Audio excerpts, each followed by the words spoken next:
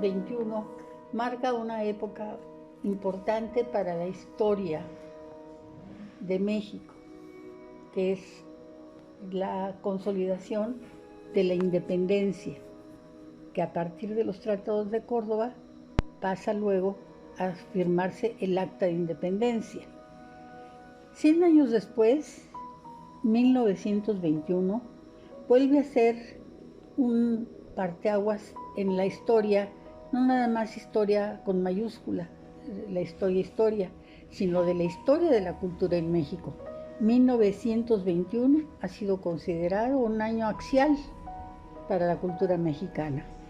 Este año reúne en México a muchas personalidades que estaban en Europa o en diversos países fuera de México. Entre otros, pues estaba Diego Rivera, Roberto Montenegro, Jean Charlotte, que ya había llegado a México en 1920 y regresa en 1921. Pero también otros artistas se ajustan a una ilusión y a una propuesta, digamos, utópica de modificar lo que es el desarrollo de la cultura en México, cada quien con sus experiencias en diferentes países y situaciones políticas diversas. El toque principal que tiene este movimiento, pues es el nacionalismo, la búsqueda de una identidad propia que había tardado ya 100 años, puesto que la libertad de España había sido en 1921, pero a 1921, con motivo de la culminación de la guerra de revolución mexicana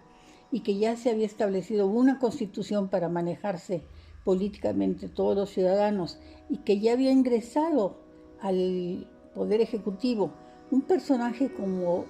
Álvaro Obregón, que aunque siendo general y venía de las tropas armadas, tenía una idea clara de cómo llevar el país hacia un adelanto que era emergente en todas las áreas. Pero tiene el buen tino de nombrar primero como rector de la universidad a José Vasconcelos y después como secretario de Educación Pública, una secretaría de Educación que había sido clausurada por Carranza unos años antes. Entonces, el año 1921 es un año, digamos, parteaguas, no se me ocurrió otra palabra, para decir que a partir de ese momento y en muy breve espacio de periodo temporal, se hacen muchas revoluciones al interior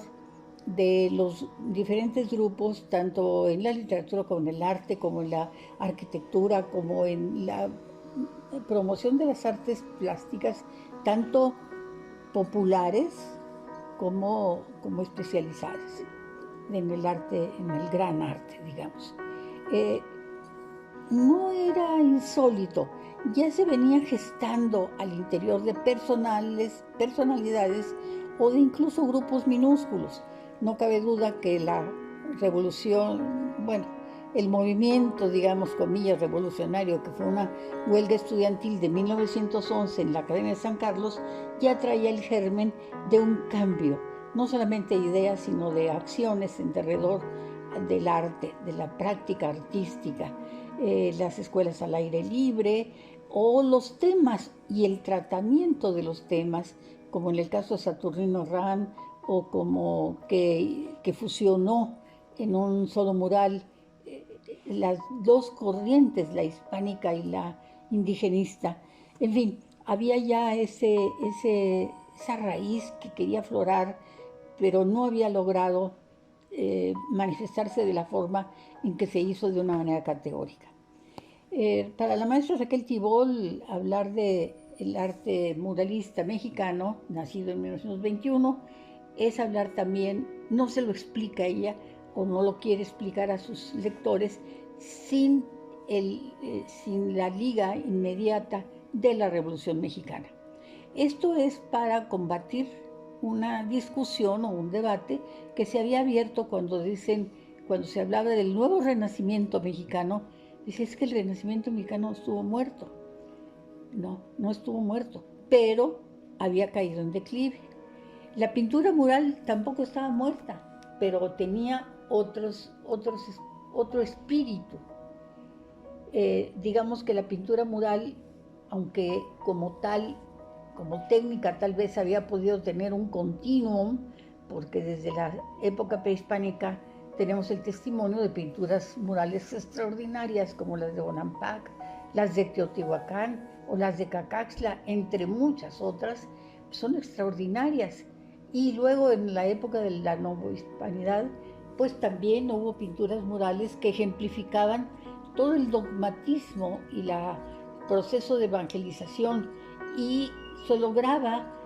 con la colocación de pinturas murales en los conventos para explicar los sacramentos, etcétera, todo lo que sería la catequización de los pueblos que estaban siendo conquistados espiritualmente en el siglo XVI, particularmente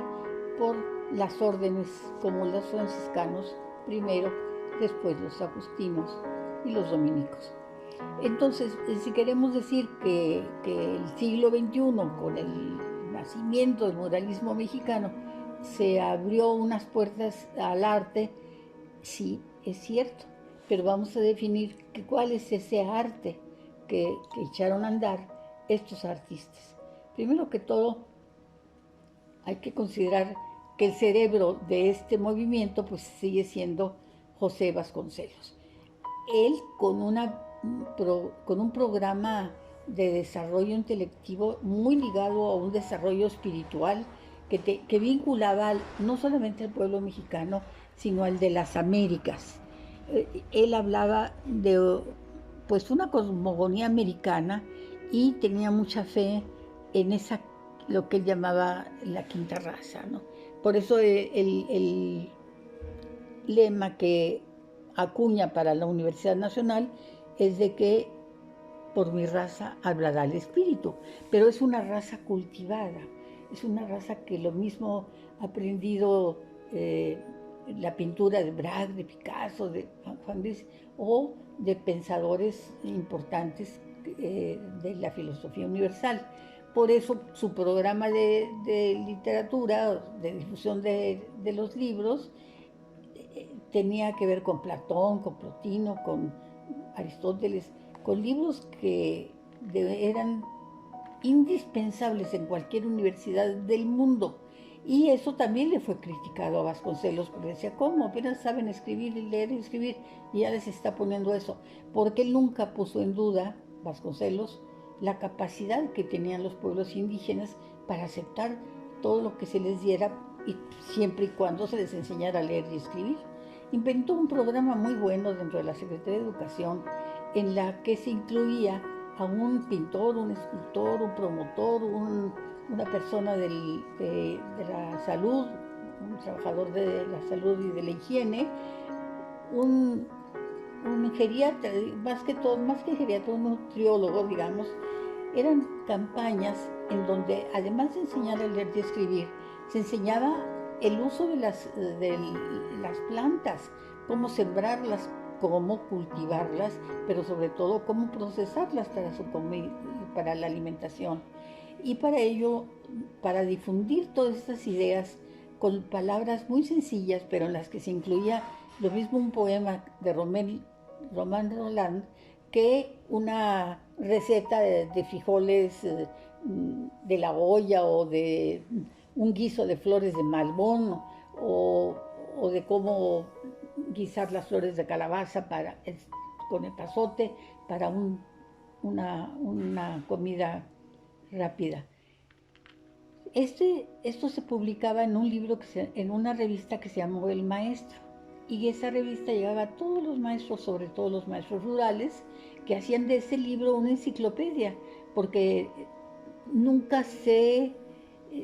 menospreció la capacidad de conocimiento y de búsqueda del conocimiento, y sobre todo de aplicación de la misma. Entonces no era difícil encontrar en escuelas donde los maestros rurales estaban no solamente convencidos de los programas de trabajo de la Secretaría de Educación Pública que manejaba Vasconcelos, sino también de su propia inventiva.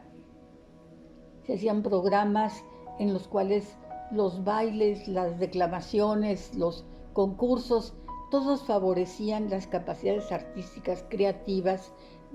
no solamente de la comunidad docente, maestros, alumnos, sino también de los padres de familia y de la comunidad entera que participaba haciendo telones, vestuarios, iluminación para las celebraciones de las efemérides que marcaba el calendario escolar o bien el calendario de la comunidad. Había mucho respeto y mucha interacción entre estos sectores. El artista no se sentía más que un campesino que enseñaba a sus alumnos a trabajar la tierra de la parcela escolar, pero tampoco el matemático se sentía distante de la maestra que enseñaba a sus niños a trabajar con barro, algunas figuras y sobre todo las proporciones del cuerpo humano. En fin, todo esto se logra gracias a la acción de lo que se llama el vasconcelismo en México, que a partir de 1921 se hace cargo de la Secretaría de Educación Pública y convoca a los artistas a participar con él en diferentes acciones. La primera de ellas es la pintura del mural La Creación en la escuela preparatoria, en donde al que invita es a Diego Rivera para que lleve a efecto un concepto filosófico que entre lo que Vasconcelos quería y lo que Diego interpretó, resulta un mural que a la fecha se llama La Creación y que no refleja todo esto que venimos hablando, sino una otra creación, digamos, de otro contexto, más a lo bizantino, más a lo, pues sí, a lo bizantino, a lo europeo, por las formas angulosas, verticalizadas y por los conceptos a la mitología griega. Estamos hablando, o las mitologías mitologías griegas y bíblicas. El mural se llama La Creación y tenemos en primer lugar el hombre, la mujer y luego las musas y desde luego también las virtudes teologales de la existencia, y cada una de ellas representada por alguno de los símbolos que la identificaban. Y al centro de este mural está la figura de un sol que lo ilumina y lo ve todo, pero además con una proyección del propio Diego o el ser humano en general, con una concepción de irradiar la fuerza, la vida, la creatividad en general, y como con una especie de tener al centro y digamos con una reminiscencia de altar muy bizantino, por cierto, digamos en una actitud de Pantocrator. Pero bueno, tenemos aquí ya en este mural de La Creación un intento de universalizar los valores fundamentales de la cultura. Pero no acaba ahí el espíritu del muralismo. En ese mismo centro de la preparatoria se reparten los murales a otros artistas. Y uno de ellos, acabado de llegar de Francia, llegó el año anterior, pero muy conocedor de la historia de México, le dan un mural que él termina primero que todos los demás y que él hace al fresco, porque cabe aclarar que cuando hablamos del muralismo mexicano, generalmente se le asocia a la práctica del fresco que ya había estado totalmente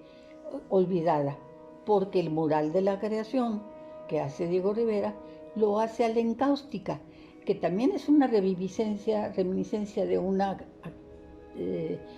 arte que ya estaba en desuso, la cera con soplete para derretir la cera. En el caso de Diego observa cómo y pregunta a los albañiles cómo se hace el fresco,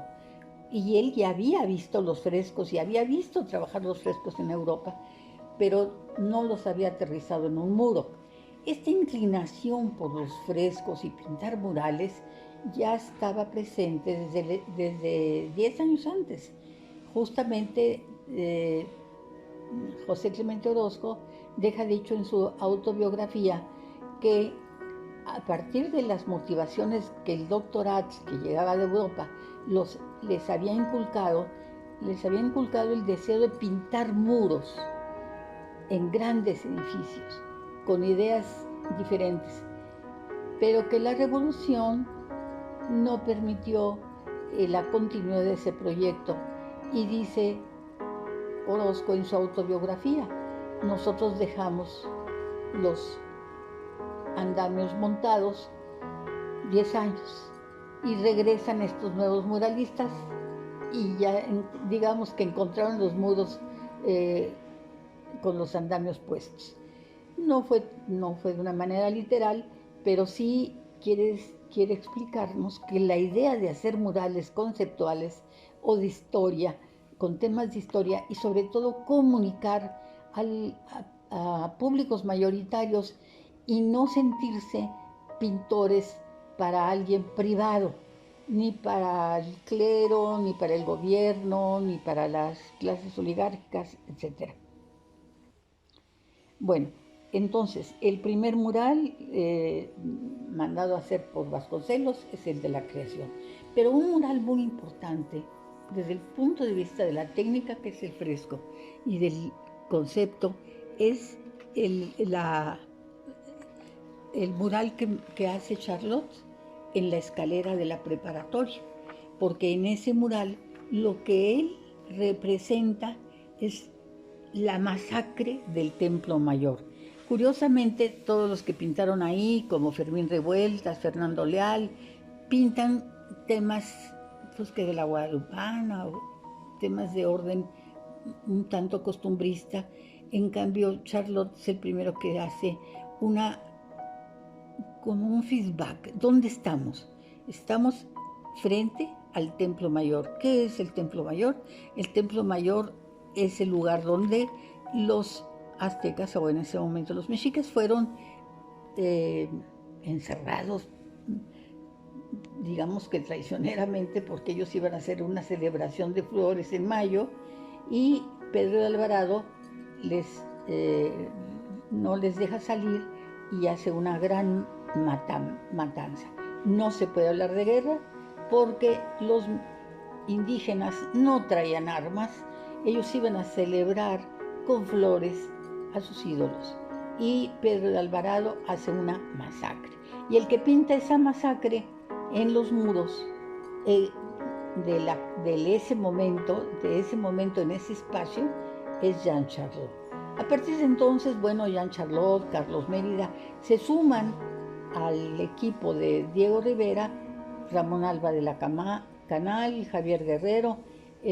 otros artistas que van a seguir pintando otros murales, no solamente en la Escuela Nacional Preparatoria, sino que algunos sí se van a ir con Diego Rivera cuando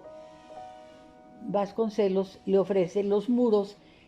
de la Secretaría de Educación Pública. Y a partir de ahí ya, bueno, se toman en cuenta festividades de todo México o las propuestas de reconstrucción de un México que estaba muy caído por las guerras. Entonces, reconstruir México desde la alfabetización, desde la construcción de fábricas, desde la siembra de los terrenos abandonados, y todo ello se ve lugar por lugar, porque no todos los lugares tienen los mismos conflictos, y es un verdadero lujo el que presentan los murales de la Secretaría de Educación Pública, y en ella participan diferentes artistas, además, por supuesto, de Diego Rivera. Bueno, digamos que en esos murales de la Secretaría de Educación Pública están presentes los grandes pasos de la propuesta ideológica de Vasconcelos. El libro para todos, las bibliotecas rurales, las escuelas rurales, la alfabetización y hacer visibles al indígena y al pobre que no tenía recursos ni para cambiar su indumentaria ya raída, porque la revolución había dejado los campos abandonados y había una lucha entre los nuevos posesionarios de la tierra y los que habían luchado por la revolución, que habían sido defraudados por no cumplirse el ideario por el cual habían arriesgado su vida. El problema central que se tiene en relación al culturalismo de Vasconcelos, pues es la falta de tiempo. Él realmente, si entró en 21 y deja en 24 el cargo, los que le sucedieron en el cargo, no todos cumplieron un programa como él había trazado. Es lógico que después de Obregón, que sigue Calles, y luego otros presidentes, pues fueron deformando o alterando o terminando por eliminar los programas esenciales de este gran movimiento, digamos, de esta gran hazaña cultural que sigue siendo una de las páginas de oro de la cultura mexicana, y en las cuales la figura de Diego Rivera, de Siqueiros, de Orozco, tienen un valor fundamental, incluido Jean Charlot, este francés que se mexicanizó, digamos, desde antes de nacer, por una larga historia familiar que lo une a México, que lo unió a México desde el siglo anterior al siglo XX.